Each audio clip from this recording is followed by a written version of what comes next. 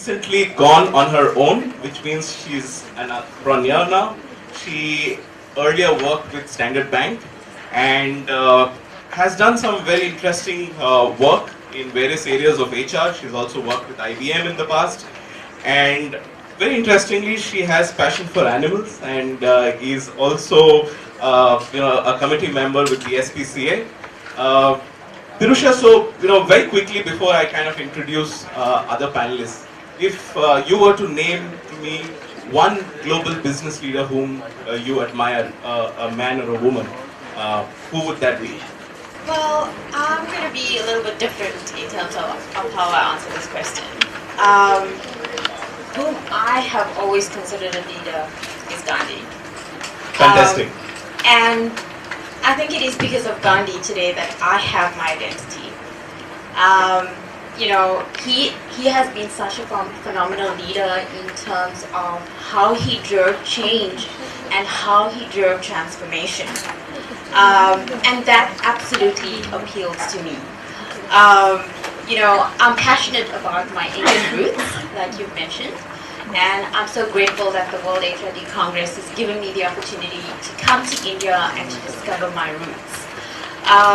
Again, in terms of Gandhi, in terms of the values that he has... So, I'm sorry, I'm going to interject here. We will take up this conversation because that's a very interesting, topic that you picked up, but we will do so, as we progress. So, my next guest today is Ravi. Ravi works with Deutsche Bank and is a learning practitioner.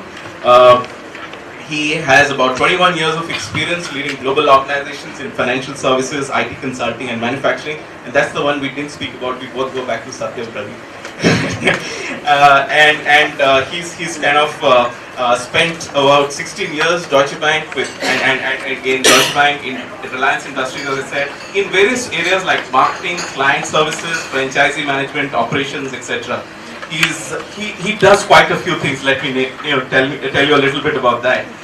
His hobbies are reading, traveling, photography, and his latest love for MOOC. How many of us know about that?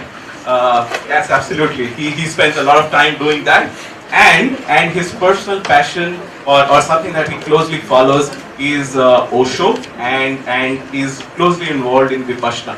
So Ravi, very quickly to you, global leadership, competencies, etc. What role does Vipassana has to play with that, or does it have any?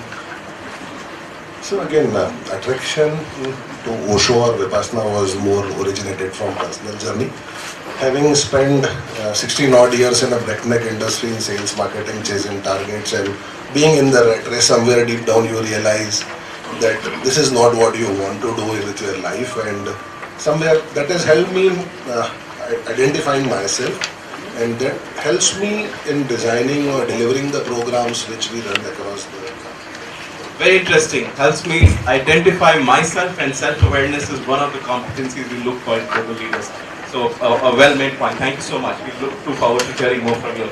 My last, but the second last introduction, Alvin. Alvin is the regional HR director for Celestica and is based in Malaysia. Alvin holds a bachelor's degree from Mount Union University, majored in economics and marketing, and he's today a certified coaching mentoring professional. Alvin's worked with Dell and Intel in the past, and has very interestingly moved from a business role into an HR role. Alvin, talk a little bit about that. What attracted you to a career in human resources? Okay. Hi, morning everyone. Passion. I think it boils down to passion. Being in a job in Intel at one point in time made me realize it's so specialized that if you leave this job, you probably won't find another one. So I thought about it. What job is fungible, that you can basically go any industry. Finance is one, but HR again is passion for mine. So I made that call. It was a tough one, even though you have to move from fairly senior role to somewhat lower. I've never regretted it. So this is where I'm at today, and I've enjoyed it ever since. Thanks, Alvin, and I like what you shared with me earlier, that you believe that life is a sum of all your choices. So I hope your sum is adding up more than what the individual pieces are. So thank you so much. We'll again talk more about it with you. My guest is also Philemon Chitagu. He's the Human Resources Director with Schweppes Holding, comes from Zimbabwe.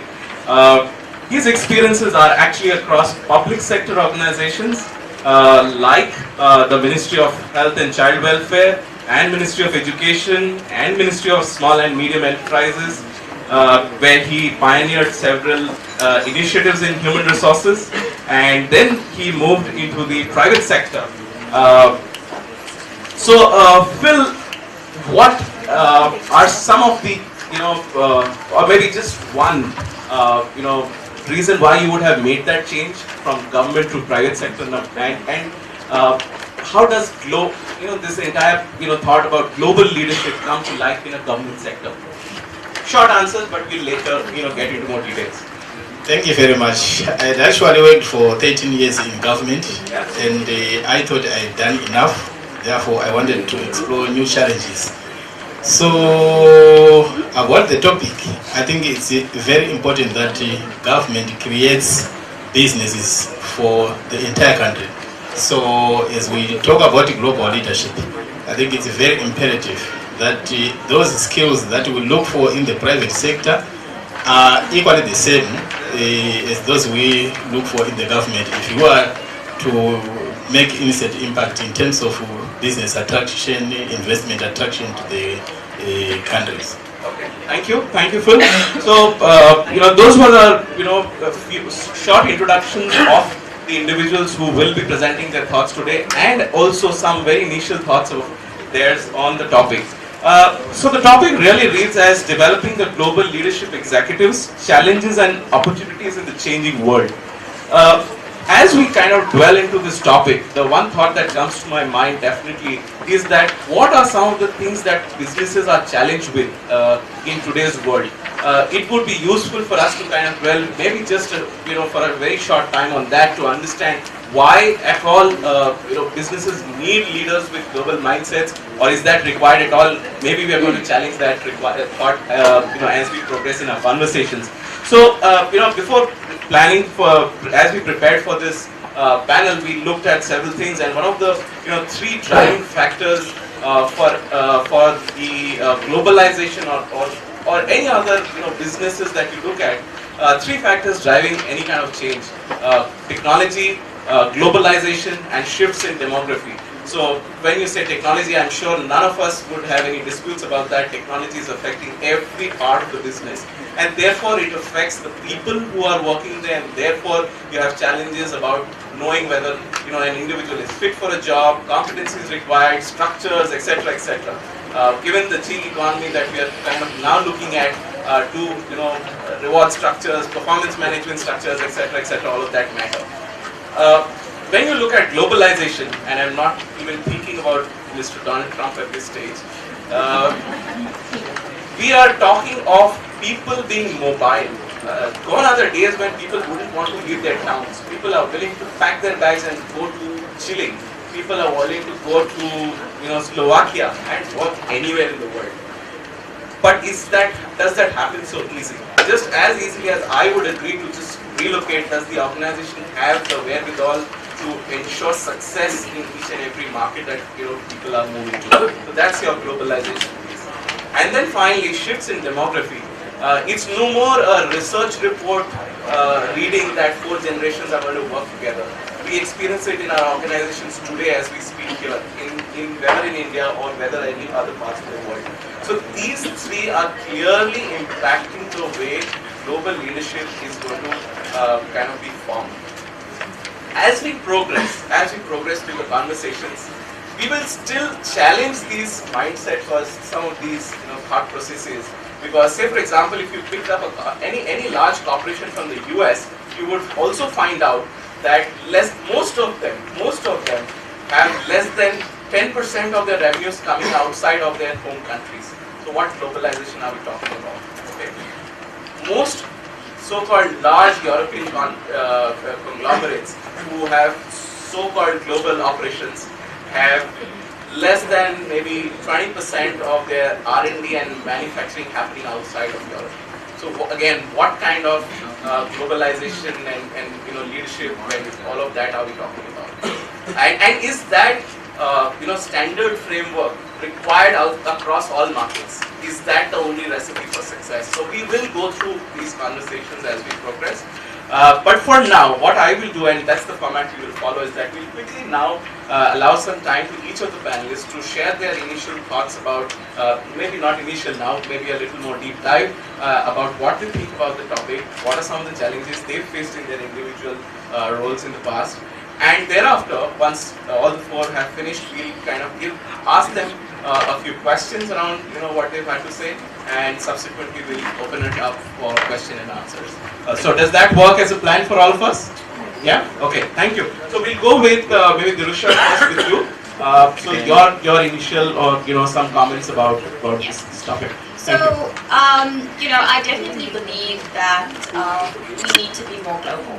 As companies are expanding into new countries, we need to change the way we think, we need to change the way we lead. What's happening is it is becoming a lot more complex because leaders are expected to lead on multiple levels. And multiple levels includes, being able to lead in an environment that is full of risk and ambiguity. Leaders are working with multiple generations, as an example, in terms of diverse workforce. They are working across millennials, Generation X, Generation Y, as an example. With regards to millennials, their needs are different, right? They want different things. They are looking for career progression. They are looking to work less, but they want more work-life balance. They are a lot more tech-savvy. We're working with a workforce where we are working with full-time regular employees, contractor employees. So we need to figure out how do we actually manage and lead this diverse team of people. We are also working across different cultures. And this is becoming a fundamental need in terms of global leadership because we are working with cultures across different countries and continents that have varying beliefs and value systems. And we need to actually show empathy and understanding in terms of how we actually relate to those values, because what may work here may not work in another country. So we need to be absolutely open and flexible in our approach around that. Also another area or another competency I would say that global leaders require in terms of being able to take a global strategy or a global vision, but being able to localize that. So local needs of the environment is becoming extremely important. As an example, a country in West Africa that I've worked with, in this particular country, job titles are important, and so we need to be mindful of that as leaders.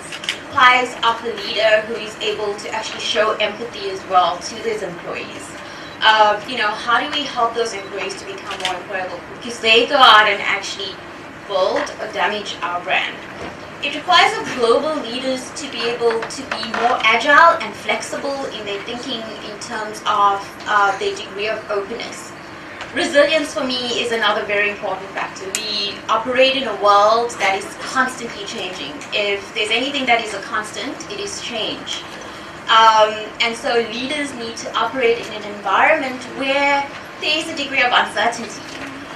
Being able to actually build trust, being able to provide employees with clarity and understanding, to provide them with a sense of purpose is so key.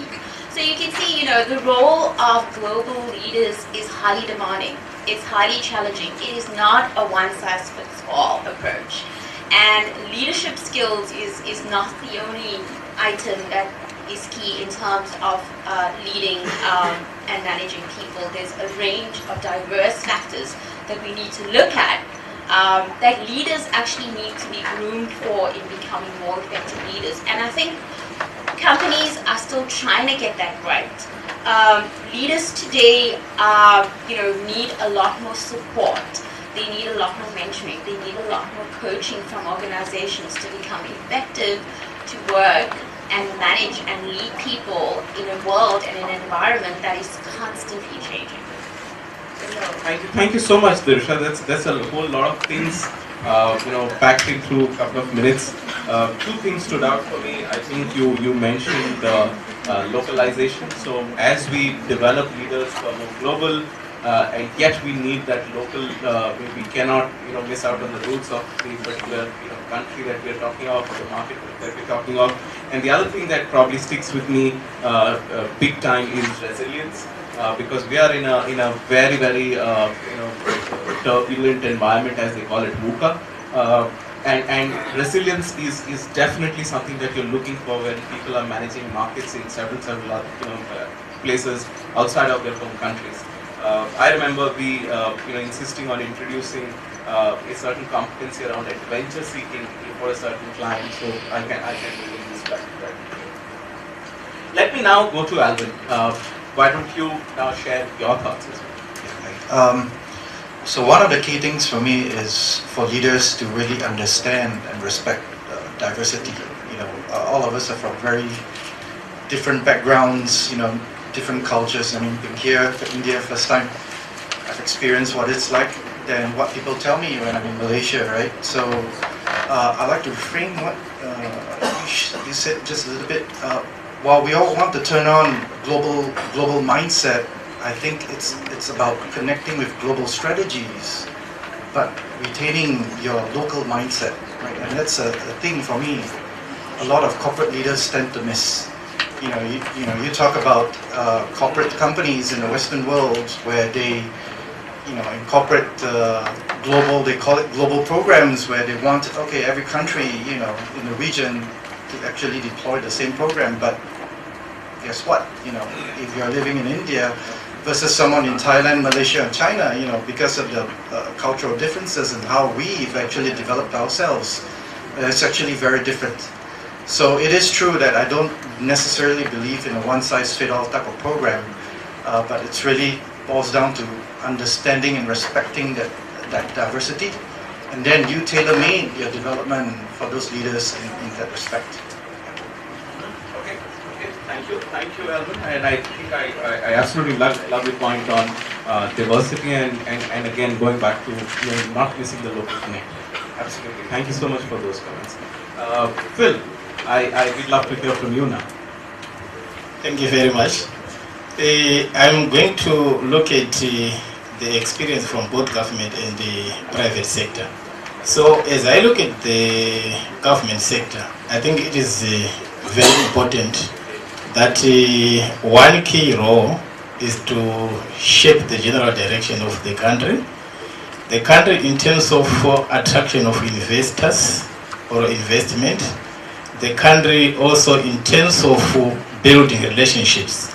So it only takes a global leader to design strategies which are earmarked to relate to the different countries. If there are some loopholes within the system, then it also follows that a lot of other things can actually go haywire. And at the end of the day, especially if we look at the current media polarization which at times takes place, then it follows that there will be challenges as you look at the operations within either the business or the country. And what you also need to look at when you are a global leader is how to develop a future leader. You need to look at beyond where you are today and say, assuming that I decide to live today, am I going to be able to fill the pipeline? So, but it doesn't take place at the leadership level. You start from the base. And that is the reason why we have that saying, which says, strong organizations have their basis in their foundation. Therefore, you look at your usual programs like the apprenticeships, you look at the supervisory development program, management development program, executive development programs, and also global business programs. These are the programs that then ensures that the organization will be moving towards what is intended at the end of the day. So as global leaders, it is also very important that even in terms of the actions, you need to think globally. You need to see globally. You need to also help shape the general direction of the organization in a global manner. So again, you look at other issues related to connectivity, where you need to network widely. It's no longer about just the organization that you work in. You also need to tap for best practice elsewhere, so that at the end of the day, you change the system, you change also the processes, you change the strategy and the products. Was it's no longer a secret that we are living in a VUCA world. Everything is moving at a far much faster pace than we anticipated. So what is then important is to make sure that we move in terms of the pace and also prepare for unlikely eventualities. Okay. Thanks, Phil. Thanks. I absolutely caught on that phrase which says you got to think beyond the way you are today, and that's really about developing for the future. Investing in talent which is going to serve you in the future. Thank you so much, Phil. Thanks for those comments. Ravi, I come over to you now. You being a learning practitioner in a large organization, global organization, we'd love to hear from your experiences. I think when other speakers were talking, I was dissecting this question in my head. And one thing is the way we understand why this challenge and why this question is, we need to go back to how organizations evolved over the period. So no organization starts as a global organization. You start in a particular country. You grow, develop in your local market, you reach a saturation point, or you sense an opportunity to be across the continents, within the region. And being a global organization is a journey which takes decades and decades. And typically you start with all the organization, be it of a Korean origination, Japanese, Western organization. Most of the organizations started with sending their best talent, go there, be there, and work with the local talent. And then over the period, you create this footprint, expanding, and maybe after a few decades of maturity, you reach a point you want to capture the entire world, want to operate in 100 countries, and a saturation in your home market, probably what is happening in the developed economies. We are looking at the emerging market, we are looking at underdeveloping nations, and that's where this entire dilemma or the challenge originates.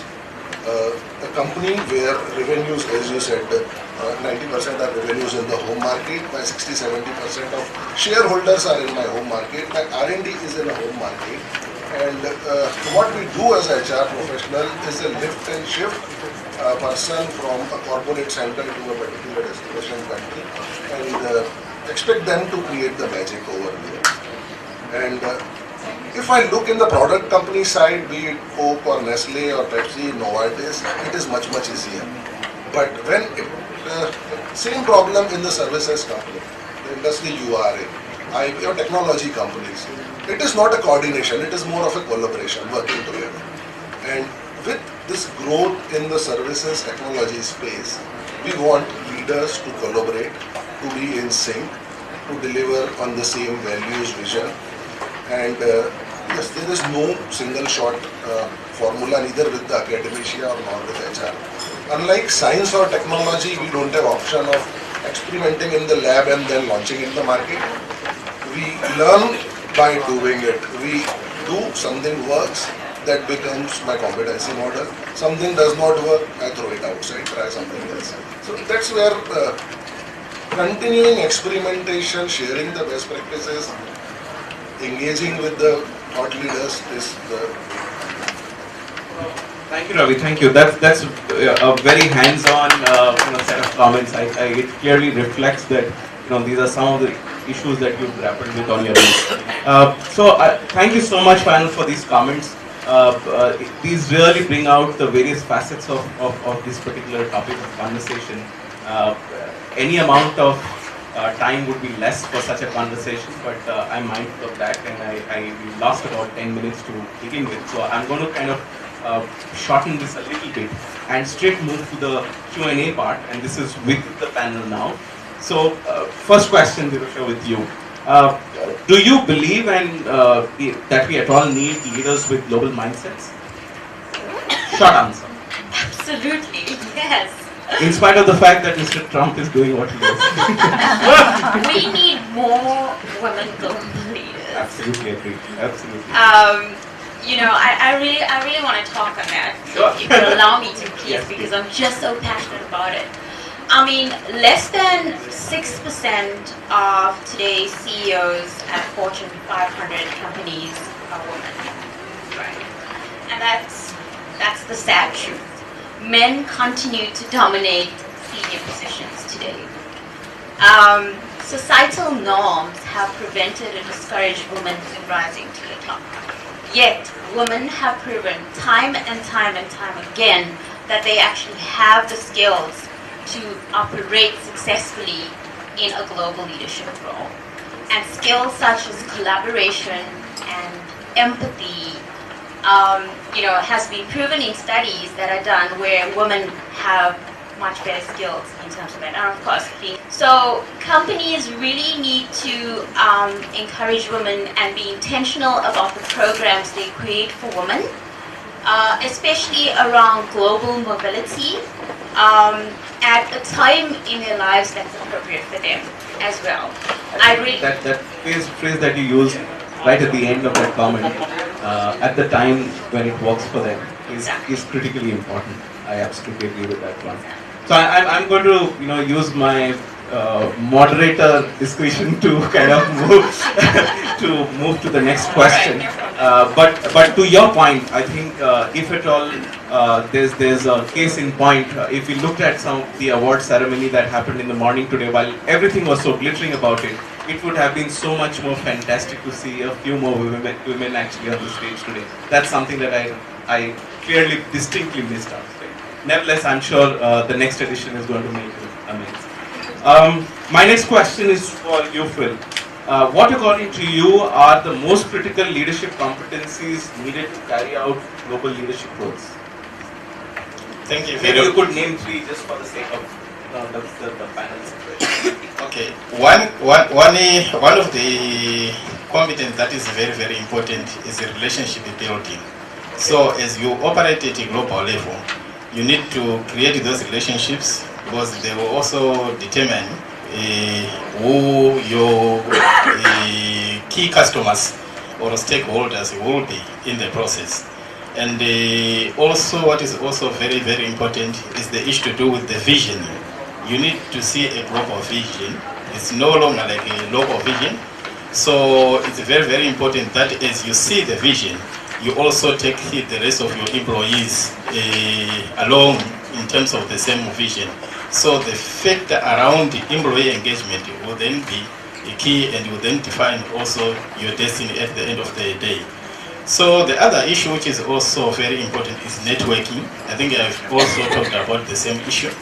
It's very, very important that at a global level, we need to network and network widely. There is a stiff competition out there, and only those who can network can get best practice. And if you get best practice, you are in for the business. That's a gem. That's a gem because having worked in global organizations myself, I can confirm that to you. Nothing works like networking. So thank you so much for calling that out. Alvin, to you. Most global organizations also come up with a select set of methods and tools, etc., to develop these competencies. Do you believe in such things, or do you believe that this is really about experience? I think it's a combination of both at the end of the day, right? As leaders, as far as I can take you, I can develop a certain program, but it's going to take you this far, right? And the rest of it is really about networking, your relationship with others, how you work and collaborate with others. So to me, at the end of the day, it's a combination of both. And that's a good answer. Straight, short, good answer. Ravi, next question to you. How do you assess global leadership potential very early? You've been a learning practitioner for this master.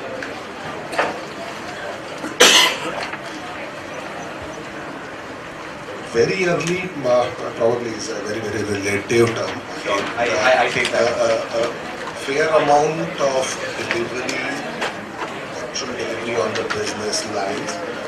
One critical factor is no matter how good a performer is performer ready to be in the unfamiliar situation, unfavorable situation, and still be a resourceful person. Because one of the key things which I think in the successful leaders, global leaders, is their ability to organize resource, solve problem, even when they don't know the situation, taking ability to take charge, the ability to stay away from the roots, no matter how attractive the opportunity is.